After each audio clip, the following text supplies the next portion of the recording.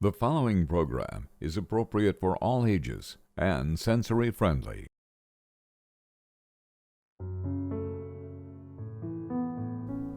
My mind is cut up like sausages.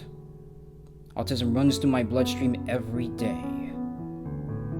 At the age of 5, feeling alone by the diagnosis, feeling like I'm somebody different because I have a disability, I felt like I had no outlet, no way to show who I am or how to be, until I found art. The very thing that was going to get me out. The very thing that was going to bring me solace. The very thing that was going to help me express. Now let's get inoculated. And this is Inoculative Expressions, the first episode here at Your Big Picture Cafe. I'm your host, Larrnell Cross. And on this edition, our guests are going to be Natasha and Gabe, a talented up-and-coming singing and songwriting duo. They do like a mixture of alternative and punk. And her brother Gabe is on the spectrum, so they're going to be also on all of our interview doing a performance here at Your Big Picture Cafe, so stay tuned for that. And also, we're going to be talking with Brandon Drucker, a talented artist, as well as Cynthia Drucker, who's one of the co-founders of Artists with Autism. And we'll be doing that along with my guest co-host, Tali, so that was a fun interview, so please stay tuned for that. But now, first off, here's our interview with Natasha and Gabe that was done here at the cafe. It was very nice and very interesting, so here it is. So Gabe, what got you connected with music at first? Well, I started listening to some songs from different artists like when I was little back in Puerto Rico. So, yeah. Okay. And Natasha, I noticed you have like this nice fashion right there. Like Thank you. Like so I understand you shop a lot at Hot Topic. You know, kind of like you make an excursion or something. Oh yes, I have my Hot Topic rewards card. I have so many hot cash things scattered all over the house. Wait. A Hot Topic's rewards card? Oh my gosh. I'm practically a member there. It's a little bit unhealthy how much I mean these tights are from Hot Topic. A lot of stuff that I wear is from Hot Topic, but I actually don't shop that much. I'm not a huge fan of shopping. Outside of performances and stuff, you'll find me in ripped jeans and t-shirts from Hot Topic. But yeah, for like my fashion sense, I guess I'm called gothic, I'm called punk, I'm called scene, emo, all of these other things, and I guess I kind of fall somewhere on that spectrum. I wear a lot of dark clothing, as you can probably see. I don't think I have any color on me today, aside from the hair. Was there ever a time you wore black lipstick? I did, actually. I wore black lipstick for Halloween for a little bit, and for a really dramatic performance where I did this smoky eye that came out really nice, but yeah, I'm not a huge fan of the black lipstick, but red lipstick. Yes. Oh yeah, it fits with your hair, you know, so that's much... It actually matches. It's the same color. Oh yes, very, very enclosed together. Oh yes. Yeah. So, Gabe, going on to back to you right now, when it comes to you being autistic, was there ever a time, like, when you were in school that you just felt like, you know, people picked on you or anything like that? No. Or just like you felt like when you first did music, were you a little bit unsure or anything like that? Well, I was just a little unsure, so... Like kind of like nervous in a sense because of what you had? Yeah, something like that, yeah. Mm-hmm. If anything, I was the one getting defensive when he was in school. I mean, since we were younger, I was always there to defend defend him against anyone that looked at him funny or anything like that. I was that kind of kid. Yeah. Yeah, she was. Yes. So, was it tough for you to make friends, or were you able to make friends at school? First, it was tough for me to make friends, but after the past couple of years, I started making friends. Oh yeah, he's a social butterfly now. Yeah. I mean, everyone says hi to him. Everyone knows him. Yeah. We're walking home, you know. We walk home from school, and on the way there, people in the car line roll down their windows. Hey, Gabe! Hi, Gabe! Everyone's saying hi to Gabe. Oh, hi, Gabe's sister. He's a social butterfly, this one. Makes friends like that. Yeah. So, with both of you being musicians, like, is there a certain type of ritual that gets you into the mode of performing live when you're on stage? I wouldn't say that we have any really pre-performance rituals. I know I just drink tea. I kind of take some calming breaths, almost like a meditation type thing, but I don't know. Oh, like just calm, like...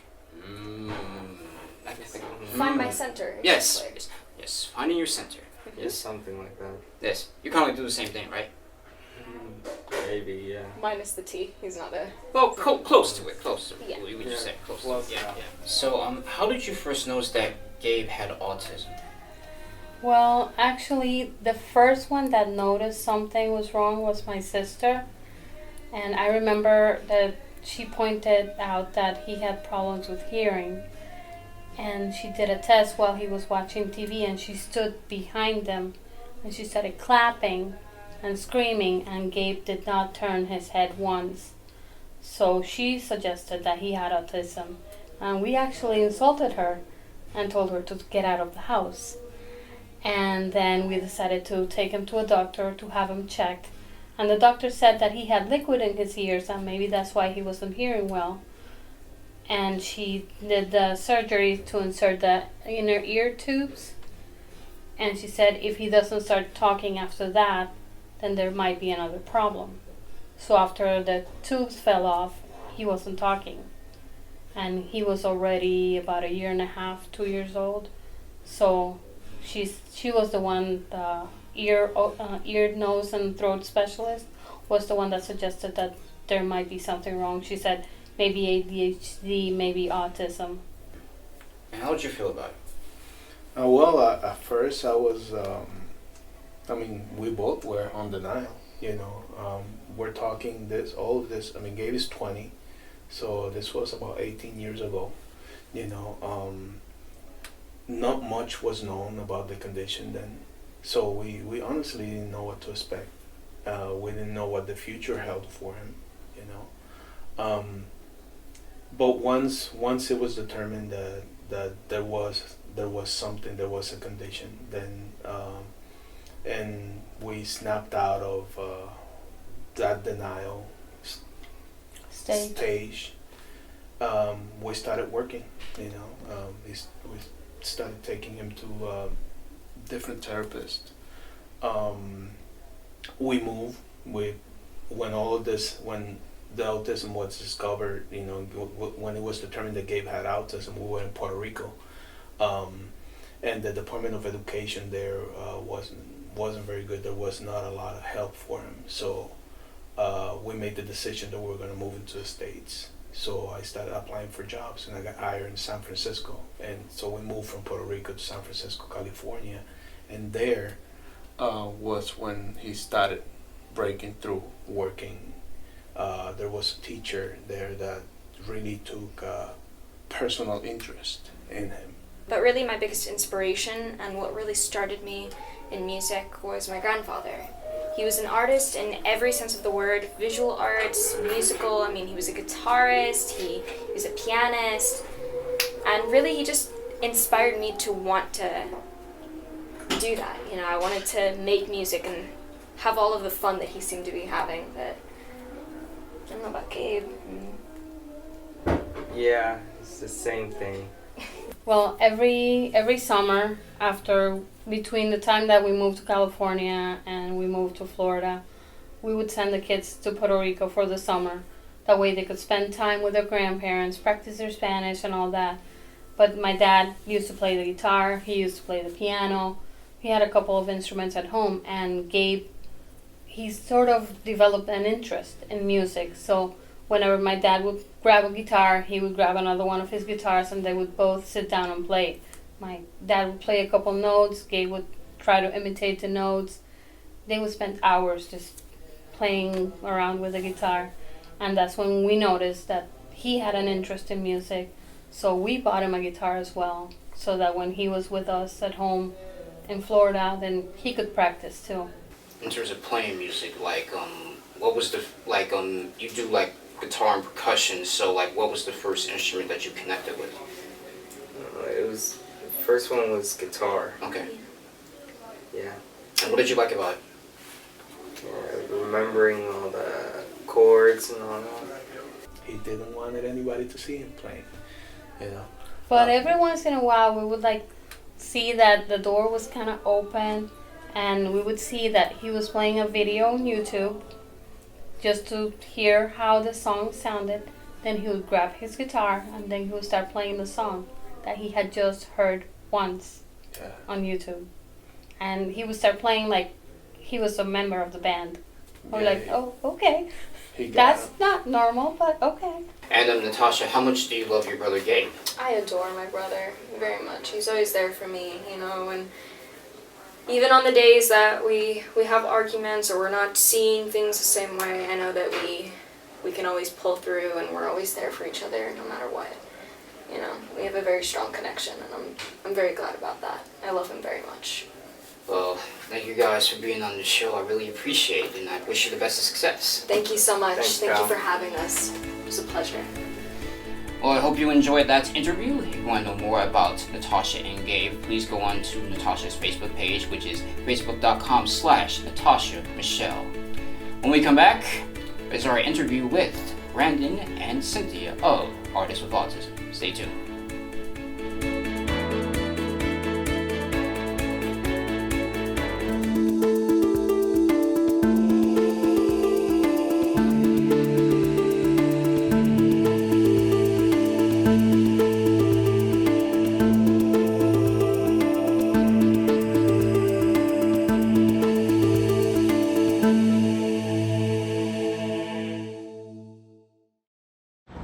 I'm what they call a frequent flyer. The reality of flying today? Don't get me started. They pack you in there with no room to move. They toss you crumbs like it's a huge favor. And most of the time, I feel completely ignored. There's gotta be a way to fly with a little respect. You know? Enjoy JetBlue's award-winning customer service, free unlimited snacks, and the most legroom in coach. Now here's our interview with Brandon and Cynthia Drucker of Artists with Autism. And this also includes my guest co-host, Tali. So, Brandon, what is it about art that is so connected with you? How did you get started? I usually draw, and then when I was little, I just always I draw, and I always scribble, and then my mother had taught me since when I was 8 years old, and then so I keep drawing monsters and dinosaurs, and I just always have like a lot of visions from watching one of those cartoon Disney movies. So when I was like so little, I just kind of like admired them a lot, and I just draw them like I just feel so special and comfortable with it. So, Cynthia, like, how did you first find out that Brandon was autistic? Brandon was diagnosed by a neurologist when he was 3 years old. We had difficulty with him, placing him in nursery schools, and it was advised to have him checked out. And when did you first notice he had a gift to do art and to write?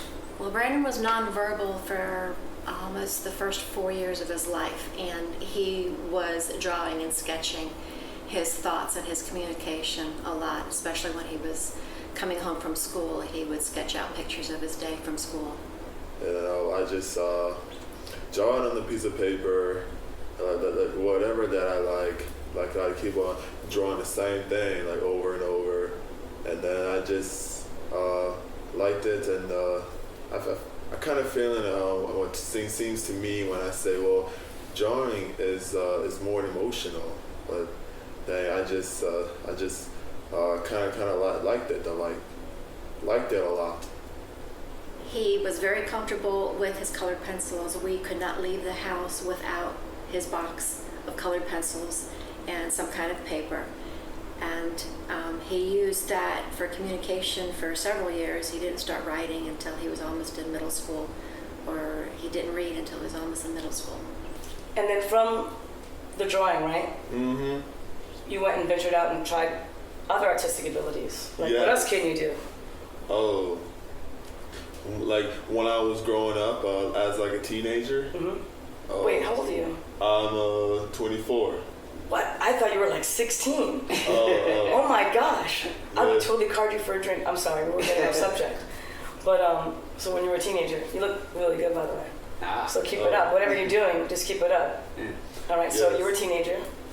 Oh yes, and it's like during my own childhood, I just always like to keep on like riding my bike by myself around the neighborhood.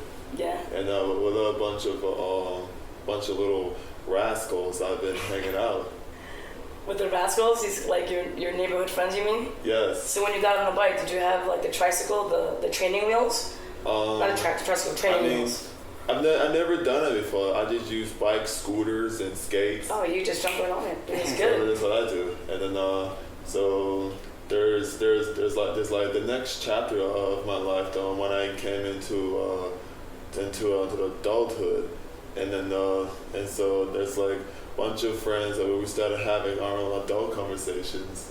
Yeah. What kind of adult conversations? Like we just talk about the other good stuff. How can I say this? Like talk about like this and that about the school, and then talk about how life is. We just talk about life and other subjects and other stories. So going on to your language. You're a lover of language. You write and learn different languages. So the interesting part is you also make up your own languages. So tell us about that. Oh yeah, I have 7. Heard about this. I have 7 made-up languages. You know, the first one is called Denguanish, and then the second one is called Dingapash. Third, Benglish. Fourth, Ingbanglish. Fifth, Ganish, and then 6, Specheries, and then 7th is Mepanese. Quote.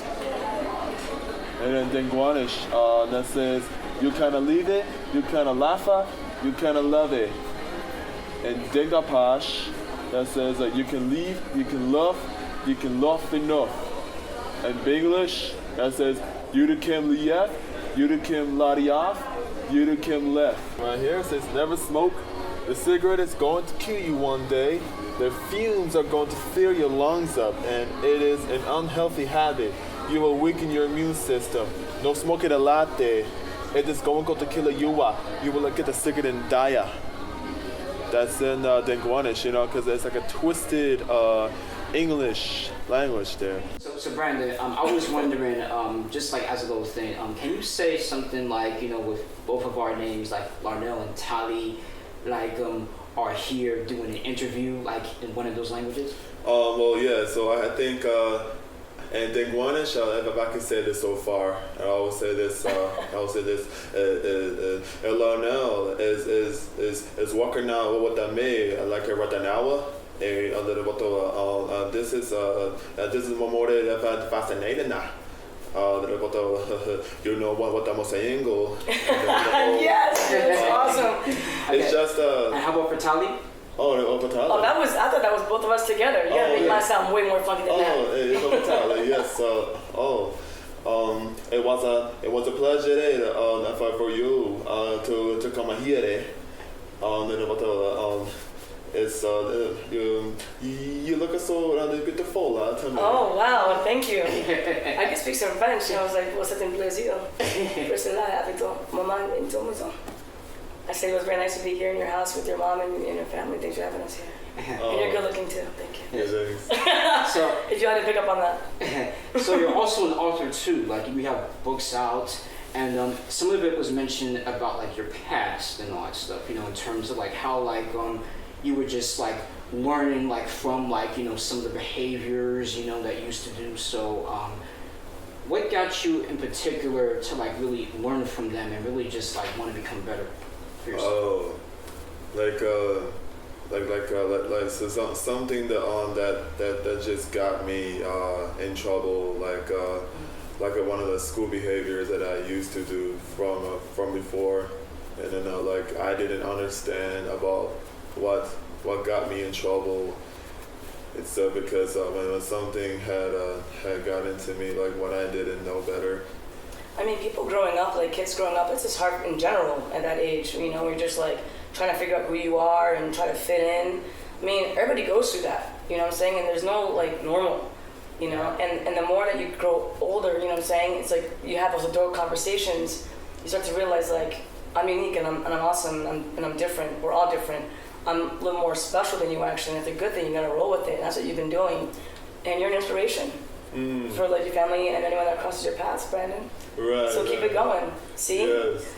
You plowed through it. Yes. And at the end of the day, what you got? Like, what do you have? You have your parents, you have your family, you know, you have your talent, the good looks. You got Larrnell. You're on TV right now. Yes. You're famous. Yes. So just keep that going, you know, keep that going. Yes. Thank Yes. So with Artists with Autism, what got you to start that? I started Artists with Autism when Brandon was about 18 years old. It came from another group that I had started, a social group for people with Asperger's. And when I started that group, I met more parents with children on the autism spectrum who also had ability to do art and they were interested in their art. And the parents had the same idea that I had, that they wanted to promote their child's art in some way and to allow their child to flourish within the arts. So one last question for you, Brandon. With the thing of like being an artist and the idea of autistic, you know, they both sound the same, but what do those two meanings mean to you as an artist, or just like as a person? You mean like autistic or artists? You know how they sound the same, like you know. Oh, yeah. Artists and autism. I think something had got into me. That's because maybe from drawing, and then maybe that just helps me. Yeah. And then how to realize when that helps, that communicates me, and so that's why I just had the most. I have like a bunch of like a picture perfect memories inside me that when I always draw and stuff. That's a gift. I wouldn't be able to do that. I can write, but I can't draw a straight line. But I can write like lyrical rhymes and like stories or just. And everyone's got their own way of expressing. I cannot do it. I've been drawing forever. Like when I was 3 years old, from 3 years old to 18 years old through 24 years old. Yeah. Yes. And where can we see some of your pieces? His pieces are at the festival, right? We're gonna get these Is it the Festival Flea Market Mall? Yes, that's where it is. So what's been the joy of like having this organization and even having the art gallery and gift boutique at like the Festival Flea Market Mall?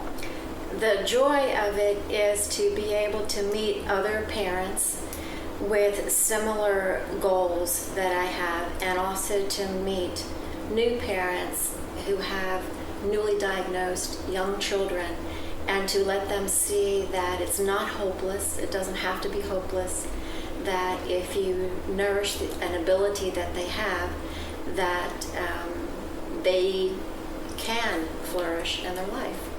Brandon, we just like to thank you for spending time with us and doing all that stuff. So, as a little hosting gesture, how about we just all hug it out? I think we should. Let's hug it out. Yes, guys, thank you so much. It's a pleasure. Yes. Meet souls. Yes. It was a pleasure, guys. Thank you. Special thanks to my guests, Brandon and Cynthia Drucker. Again, if you want to check out more of their stuff, please go on to artistswithautismunite.webs.com. Learn more about the organization and how you can get involved. And also, I would like to thank Natasha and Gabe. Again, if you want to check out more of their stuff, please go on to facebook.com/Natasha Michelle. And speaking of that, they're going to end off this program with a special song. So, ladies and gentlemen, until next time, this is Larrnell Cross saying that you've just been inoculated. Thank you so much for the warm welcome. It's good to be back. My name's Natasha Michelle. This is my older brother Gabe. I'm 16 years old and he is 20. And it's really great to be here tonight.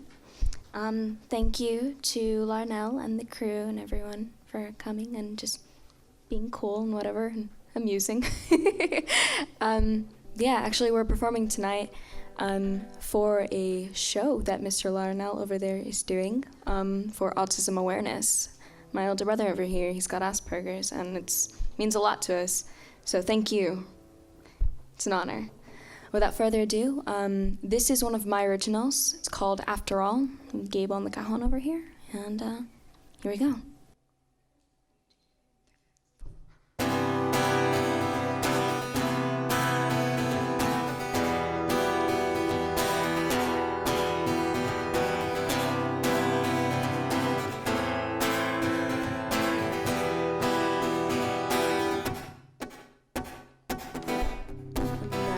She wanted in this whole life. Tried to pull, but she fought it. You clipped to my lifeline. Haven't said a word to me. The silence hurts my ears. Said you'd be proud of who I'd be, so why aren't you here?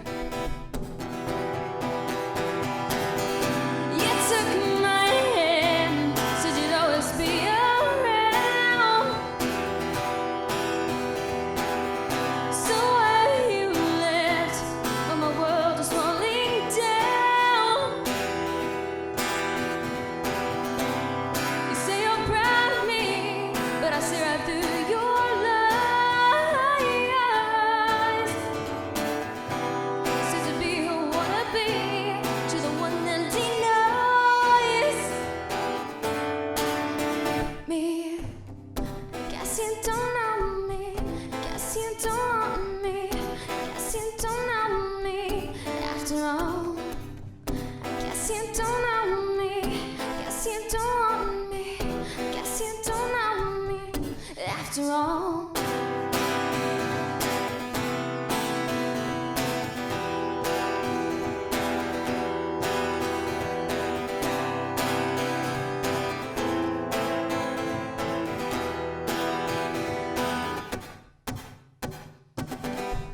can't you see that I'm trying to be what you need? But inside I'm slowly dying, 'cause that girl is in me. You took my hand, said you'd always be around. So why you left? Oh, my world is falling down. You say you're proud of me, but I see right through your lies. Said to be who I wanna be, she's the one that denies me. Guess you don't know me. Guess you don't want me. Guess you don't know me. After all, I guess you don't know me. Guess you don't want me. Guess you don't know me. After all.